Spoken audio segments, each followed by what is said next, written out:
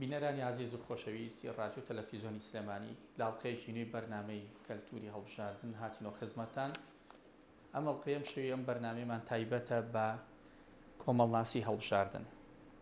ئەم بڕگەیە یاخود ئەم بەشەی هەڵبژاردن بەلای ئێمەوە وەکو تەوەرێکی گرنگ وەکو باسێکی هەستیار بۆ ناو پەرلەمانی کوردستانێکێکە لە باسە پڕ بایەخەکان کە لە کارنامەی پارتی دیموکراتی کوردستان لیستی سەونەوەدا هاتووە. ئەم شەو بە میوانداری زۆر بەڕێز کاک فازیل پسپۆڕی بواری کۆمەڵناسی و کاندید لەسەر لیستی سەونەوە بە خێراتنیەکەین و پێ خۆشحاڵین کە لێرەیت فەرموو خۆت بناسیێنە و ئادەست پێ بکەین. زۆر سپاس بۆم دەرفەتە. ڕێزی تایبەتم هەیە بۆ سەرجەم کارمەندانی ڕادیۆ تەلەڤیزیۆنی سلێمانی. سپاس بۆ بەرنامەی کلتوری هەڵبژاردن. بەندە فازل عومەر کاندیدی ژمارە 47 لە لیستی 190 پارتی دیموکراتی کوردستان بۆ هەڵبژاردنەکانی پەرلەمانی کوردستان خولی شەشەم لە بازنگەی سلێمانی. پێ خۆشحاڵم، زۆر خۆشحاڵم کە جەنابە لێرەی بەڕێز دەدەم شەو وەکو دوو شت لێرە. یەکەمیان کاندیدی ژمارە 47 لیستی سەونەوەیت و لە لایەکی تریشەوە پسپۆڕێکت هەیە، پسپۆڕێکی کۆمەڵناسانەیە. وەکو کۆمەڵناسێک و وەکو کاندیدێک پێم خۆشە گفتوگۆ بکەین پێکەوە. زۆر باشە. ئەم پسپۆڕی تۆ یاخود کارنامەی لیستی سەونەوەی پارتی دیموکراتی کوردستان چۆن کاری لەسەر پسپۆڕی کردو بەڕێستان لەم ڕواوە چۆن هەڵبژێراون بۆی کە کاندید بن؟ زۆر سپاس بۆ ئەم دەرفەتە جارێکی دیکە.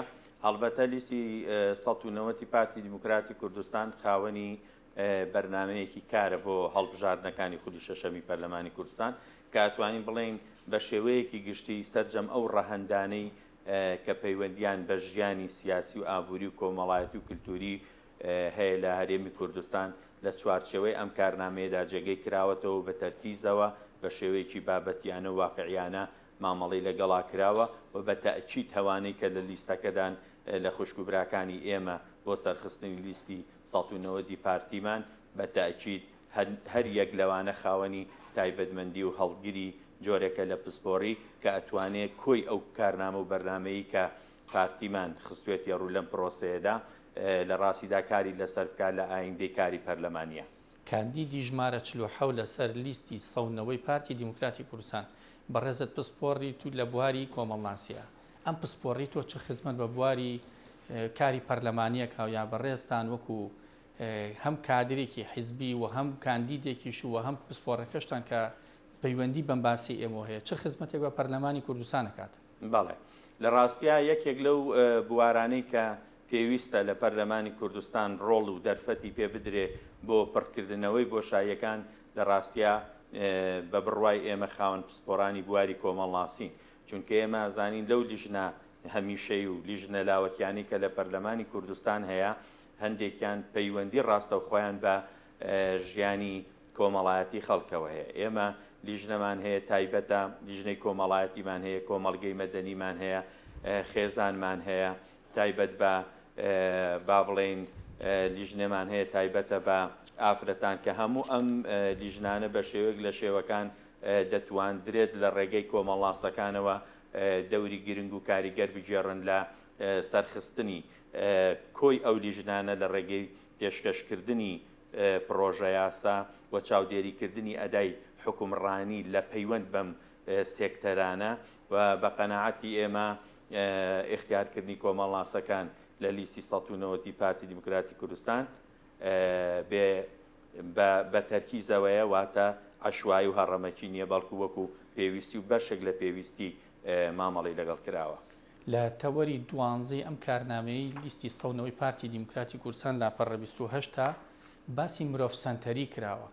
بەڕێستاوکو کۆمەڵناسێک چۆن تێڕوانینی خۆتان یاخود چۆن ئەومان بۆ شرۆڤەکە مرۆڤ سەنتەری و تەوەر هەوێن کە مرۆڤە بێت بە هەوێن و سەرچاوە ئەمە چۆن لێکەیەنەوە؟ بەڵێ ئەگەر لە ڕاستیدا کۆی پرۆسەی سیاسی و ئیداری و کۆمەڵایەتی و حکومڕانی لە هەرێمی کوردستانە وەربگرین بە نەتیجە کە ئەم پرۆسی هەڵبژاردنەش ئێستا ئێمە تێیداین لە ڕاستیدا هەمووی دوجار لە پێناو تاکایە واتە هەموو بەرنامەی کاری سیاسی هەڵبژاردن و بەرنامەی کاری سیاسی پارتی سیاسی و بەرنامەی کاری یاسایی پەرلەمانی کوردستان و بەرنامەی حکومڕانی حکوومەتی هەرێمی کوردستان دوجار بە نەتیجە پەیوەندی بە تاکەوە هەیە. بۆیە لە لای پارتی با بڵێن تاک وەکو سنتەر مامەڵی لەگەڵاکرێ، واتە ئەبێ هەموو جوهد و هەوڵەکان لە پێناو گەیاندنی جۆرێک لە خزمەت بێ بە تاک، واتە تاک سنتەری هەموو ئەو هەوڵانەیە کە ئەبێ لە ڕێگەی جیاجیاوە بەری بکەوێت. کاتێ ئەو هەموو ڕۆژەکەتان لە پێنا ئەوەی مرۆڤ کەنە پێوەەر و پێوەانگی هەموو شتێک.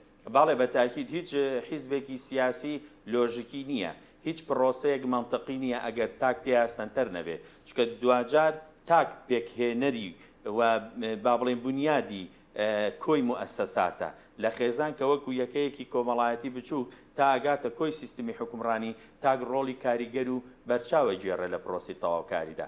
بۆیە دەبێت تاک سنتەر بێ و دیدگای خودی حیزبی سیاسی، دیدگای سیستمی حکومڕانی، دیدگای با بڵێن پرۆسی هەڵبژاردنیش ئەبێ پەیوەند بێ بە ئەو ڕەهەندانەی کە پەیوەندیان بە ژیانی تاکەوە هەیە. واتە تاک سنتەری یەکێکە لەو بابەتە گرنگانەی کە ئێمە لە نەتیجەی گفتوگۆ و مناقەشەی زۆر لە چوارچێوەی لیستەکەیان کۆکراوەتەوە. ئەمانە پەیوەندیشی بە لایانی کەلتوریشەوە هەیە هەڵبەتەوە نییە؟ بە تاکید هەموو ئەو بابەتانەی کە لە دەوری تاگە سوڕێنەوە تاک ڕۆڵی کاریگەر و بنیادنەری هەیە لە دروستکردنیان. کللتور بابەتێکی معنەویە، ئەوەی کە ڕۆڵ ئەگێڕێ لە با بڵێن ڕنگڕێژکردنی کللتور تاکە. واتە ئەگەر ئیش بکەین لەسەرەوەی کە تاک سنتەرە بەڕاستی ئەتوانین بەرنامەی کاری زۆر جددی بە ئاڕاستی ئاوردانەوە لە ژیان و گوزەرانی تاک، لە پێگەی تاک، لە ڕۆڵی تاک، لە دەوری تاک لە ناو کۆی پرۆسەی با بڵێن ژیان و ژیاردا بەهێند وەربگرین. کاک فازڵانی من بزانم تۆ بەدەر لە ئەزمموی کاری کۆمەڵناسانی بەڕێست وەکو پسپۆڕێکات لە دەرەوەی ئەوەش لە بواری ڕێکخراوە مەدەنی و پیشەیەکان شاگەڵ بەتەگەر هەڵە نەبن بۆم ڕاستکەیتەوە ئیشت کردووە. چۆن سود لەو ئەزمونە دووەرەگری بە تایبەتی لە دەستەبەرکردنی مافە ڕۆشنبیری و کەلتوریەکانی تاک؟ بەڵێ بواری اختصاسی ئێمە کە کۆمەڵناسیە و هەر لە سەرەتای با بڵێن خوێندنمان لەم بوارە، ئەم بوارە دەرفەتێکی زۆری بۆ ڕەخساندوین لەوەی کە بتوانین لە هەندێک مەجای ترا خۆمان تاقی بکەینەوە. بەندە هەر لەو کاتێک کە قوتابی زانکۆ بووم دەسوپەنجەم لەگەڵ پرسی ڕاگەاندن و ڕۆژنامەوانیان نەرم کرد تا ئەوەی کە بووم بە ئەندامی کارای سندیکای ڕۆژنامەنووسانی کوردستان و ئەندامی فیدراسیۆنی نێودەوڵەتی ڕۆژنامەنووسان و لە پاڵیدا من مەسئولی مەلەفی کۆمەڵایەتی ڕۆژنامەی خەبات بووم کە ڕەهەندە کۆمەڵایەتەکەی پەیوەندی بە بواری پسپۆڕیەکەمەوە هەیە. هەر ئەم پسپۆریە دەرفەتیەوەی بۆ ڕەخساندم وەکو خۆبەخشێک لە چەندین ڕێکخراوی کۆمەڵگەی مەدەنیە کار بکەم و ببمە دامەزرێنەری چەندین ڕێکخراوی کۆمەڵگەی مەدەنی تا گەیشتین بەوەی کە سەرۆکایەتی ڕێکخراوێکی کۆمەڵگەی مەدەنیمان وەرگرت و پاشانیش من لە مەرحەلەیەکی مێژوویە بوومە ڕاوێژکاری سەرۆکی حکومەت بۆ کۆمەڵگەی مەدەنی و دوجارش بوومە سەرۆکی فەرمانگەی ڕێکخراوەکانی کۆمەڵگەی مەدەنی لە هەرێمی کوردستان. واتە بە شێوەیەکی گشتی بواری پسپۆریەکەم دەرفەتی ئەوە یاوم کە خۆم لە هەندێک بوار بدەم و ئەو بوارانە ئەزمون و خیبرا با بڵێن ئەستور بە بواری پسپۆریەکەم بتوانم خزمەتی هەمەجۆر و هەمەلایەنە لە بوارە جۆرا و جۆرەکانە بکەم. لەم کارنامەی لیستی سەونەوەی پارتی دیموکراتی کوردستان کە جەنابە ژمارە 47 لەسەر و کاندید کراوی لە تەوەری سیانزەمە باسی کەلتوری لێبوردەییەکە، لێبوردەیی و پێکەوە ژیان. خوێنەوەی بەڕێز لە وەکو کۆمەڵناسێک وەکو کاندیدێک وەکو پسپۆڕێکی بواری کۆمەلگای مەدەنی چۆنەوە؟ جوانترین چەمکێکە پێویستە کوردیشی لەسەر بکاوە پێشم وایە پارتیمان لەم بابەتەیە دەست پێشخەرێکی نەوعی هەیە، کللتوری تولەرانس و پێکەوە ژیان و لێبوردەیی و پێکەوە هەڵکردنە کە ئەمڕۆ لە کارنامەکەیە بە شێوەیەکی گشتی وەکو ئەرک و بەرپرسیارەتێکی مێژووی و ئەخلاقی پارتیمان لەم بابەتە ئەڕوانێ. بەداخەوە ئەبینین کە لە هەرێمی کوردستان فەزایەکی سیاسی دروست بووە کە تێیدا ڕۆڵ دەگێڕە لەگەڵکردنەوەی ئەم چەمکە پڕبایەخ و گرنگە. ئەگەر بۆ نەتەوەکانی تر ئەم چەمکە با بڵێن بایەخی کەم بوو بێتەوە ئەوە بۆ کورد و نەتەوەکەی بایەخی لێبوردەیی و پێکەوە هەڵکردن و پێکەوە ژیان لە پێناو گەیشتن بە ئامانج لە ئایندەدا لە کارە پیرۆز و لە ئەرکە لە مێژینەیەکانە و پێشم وایە پارتیمان لەناو پرۆسەی هەڵبژاردنیشە ممارەسەی ئەو چەمکەی کردووە. ئەگەر ببینی لە سلێمانیە فلێکسەکانی ئێمە پۆستەرەکانی ئێمە دەدڕێندرێ با بڵێن سەرمان لێ ئەکرێتەوە لەو لاوە سەرۆکایەتیمان ڕابەرمان جەنابی سەرۆک بەرزانی و سەرکردایەتیەکەمان پێمانەڵێن ئەگەر فلێکسێک لە پاڵ فلێکسەکانی ئێوەیە کەوتبوو ئیلایەنێکی تر با بڵێن چاکی کەنەوە نەک تێکی بن. ئەمە ئاماژەی قوڵە بۆ مەسلەی لێبوردەیی و پێکەوە ژیان و پێکەوە هەڵکردن، چکە دوجار ئێمە پرۆسەی هەڵبژاردن تەواوە بێ ئەوەی کە تێیە یەگەگرینەوە ژیانە کۆمەڵایەتیە بەردەوامەکەیە ئەبێ کارێک نەکەین کە لە یەکتر بڕەنجین.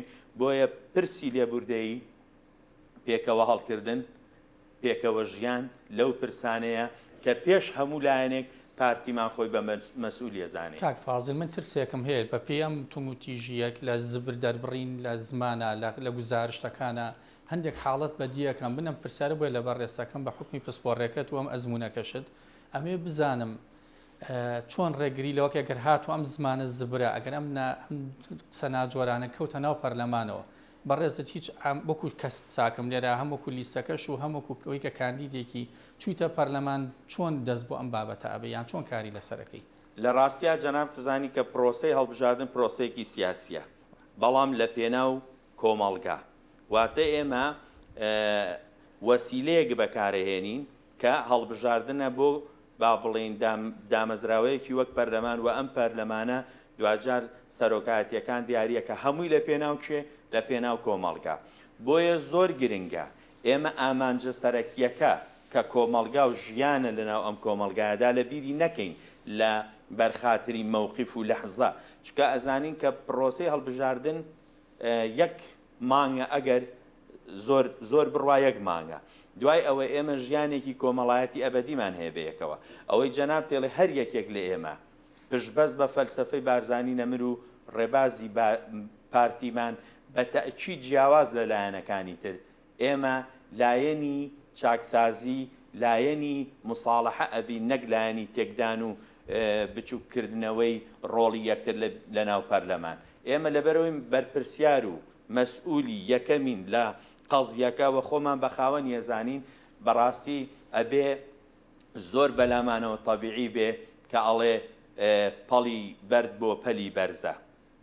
لەبەرەوەی ئێمە پەلە بەرزەکەین ئەگەر پەڵی گەورەشمان تێبگرن ئەبێ بەلامانەوە ئاسایی بێ ئێمە لێبوردەتر بین و سنگێکی گەورە و فراوانمان هەبێ بۆ ئەزمکردنی و بابەت. من هەر لە نام لێبوردەیامێنەوە چونکە بەڕاستی هەستەکەم لە هەموو کات زیاتر هەم لە دروشمەکانی پارتی شاپیوی دیارە ئارامی و لێبوردەی ئەمانە بۆ ئێمە زۆر گرنگن. هەستەکەم لە هەموو کات زیاتر ئێمە پێویستمان بەم ئارامیە هەیە. ئەم ئارامیە لەسەر دەستی کەسانی پسپۆڕ و کاندیدانی بەتوانێک و بەڕێستان ئەکرێت. بۆیە من پرسیارەکەم ئەلێرە ئەوەیە چۆن داکۆکی لە مافە سیاسی و کەلتوریەکانی ئەوانی تریشەکەن ئایا ئامادەن شتی وا بکەن کە چوونە پەرلەمان؟ زۆر جوانە. لە ڕاستیە ئەگەر سەیری دروشمی پارتی بکەی و ئەگەر سەیری کارنامە و بەرنامەی کاری پارتی بکەی بۆ ئەم هەڵبژاردنە تێئگەی کە سەرپێی نییە و لە ڕاستی شا بە شێوەیەک لە شێوەکانی تر شکڵی نییە، چونکە ئەبینین لە سەرجادە دروشمی شکڵی ئەوەی کە پارتیمان لە ژێر ڕۆشنایی دروشمی ئارامی و ئاوەدانی پێکەوەی و خۆڕاگری ئەمە بە حەقیقەت لە پشتی و فەلسەفەیەکەیە. بۆیە بە بڕوای من ئەتخاتە بەردەم بەرپرسیارەتی چووکە تۆ دروشمەکەت ئەوەیە تۆ ئەبێ بە دوای ئارامیا بگەڕێی کە ئەمە لە ڕاستیا لە نەهجی پارتیا بە واضحی و لە پرۆسی هەڵبژاردنیشە ئەبینین پێکەوەیی کە ئێمە کێشەی گەورەی کورد وەکو قەزیە کێشەی پێکەوە نەبوونە پارتی بە دوایە ئەگەڕێ. مەسەلەن ئاوەدانی پارتی هەموو کاتێ بە ئەرگی خۆی زانیوە خۆڕاگری بەشێکە لە سروشتی پارتی لەبەر ئەوە ئەم چەمکانە لە خۆڕێک نەخراون و ڕیز نەکراون. بۆیە بە دڵنیاییەوە پارتی و هەموو ئەوانەی کە کاندیدن بەرپرسیارن لەوەی کە خەڵک بێنە سەر ڕێگەی خۆیان نەک بچنە سەر ڕێگەی خەڵکی. ئەمەی کە پارتی جیاکاتەوە ئەوەیە کە پارتی نایەوێت بە هیچ شێوەیەک دابەزێ بۆ مستەوای ئەوانی تر بەڵکو ئەرکی پارتیە ئەوانی تر بۆ مستەوای خۆیان بەرزکاتەوە. جەنابی سەرۆک بە ئێمەی وتووە کە تکایە نەکەن زمانی نزم بەکاربێنن و پێشی وتوینەوەی کە زمانی درێژە دەستی کورتە بۆ پارتی دەستی درێژ تاچینەوە بۆ تەوەری دوانزە کە باسمان لەوە کرد چۆن ئەتوانی بە ئاستێکی بەرزتر و باڵاتر و چۆن ڕێزە تاک و لە مرۆڤەگیرێ کەواتە پارتی باوەڕی بەوە هەیە کە ئەبێ یەکەم جار مرۆڤ بکەینە سەنتەر دیسان و هەروەڵینەوە بۆ ئەوی کە بتوانی مافەکانی دەسەبەرکەی. باڵێ بەتەکیت کەواتە ئێمە لێرە ئێستا شتێکی کەمان پێویستە لەناو ئەم مرۆڤانەیە خەڵکی جیاواز و ئایدۆلۆژیای جیاواز و ئاینی جیاواز و ئاینزەی جیاوازمان هەیە تۆ چۆن کاریان بۆکەی لە ڕاستیا ئێمە لەسەر هەمان سیاست و فەلسفەی پارتیە ڕووین پارتی لە ڕابردووە ممکنە کەشفی نەکردبێ کە چ قوربانیەکی داوە لە پێناو و لەبەر خاتری پارێزگاریکردن لە ئارامی لە ئاسایش لە مەسەلەن پێکەوەی لە پاراستنی کۆی موئەسساتی ئێمە پشتبەست بە هەمان ئەو فەلسفە و ڕێبازە هەنگاوی جددی ئەنین کە تەنها ئێمە لە ڕێگەی کردارەکانمان و لە ڕێگەی پێشکەشکردنی پرۆژەکانمانەوە مخاتەبەی خەڵککەین بچووکردنەوەی ئەوانی تر ئێمە گەورە ناکە ئێمە پێمان وایە کاتێک گەورین کە ئەوانی کە گەورەکەین لەبەرەوە فەلسفەکانمان فەلسفەی جیاوازە ڕۆژانە کە ئێمە لە سلێمانی لەسەر جادەکان و شەقامەکانە سوڕێنەوە باوەڕکە دڕاندنی فلێکسەکانم ئازارم نایە بەڵکو غیابی ئەو کللتوری پێکەوە ژیانە ئازارمەیە کە لە ڕێگەی ئەوە خۆی خاڵیەکاتەوە زۆر خۆشحاڵ بووم کاک فازل عومەر میوان یەم شەوی بەرنامەشمان کاک فازل عومەر کاندیدی ژمارە 47 لەسەر لیستی سەونەوەی پارتی دیموکراتی کوردستان زۆر بە جوانی شرۆڤێ و بابەتانی کرد کە پەیوەندی بە کەلتوری هەڵبژاردنەوە بە تایبەتی لە ناویشیانە مەسەلەی لێکبوردەی و پێکۆژیان خۆشحاڵ بووم کە لێرەوەی زۆر سوپاس زۆر سپاس بۆ ئێوە هیوای سەرکەوتن تا بۆ خوازم سەرکەوتنە بۆ خوازین تا بەرنامێکی تر هەر شاد بن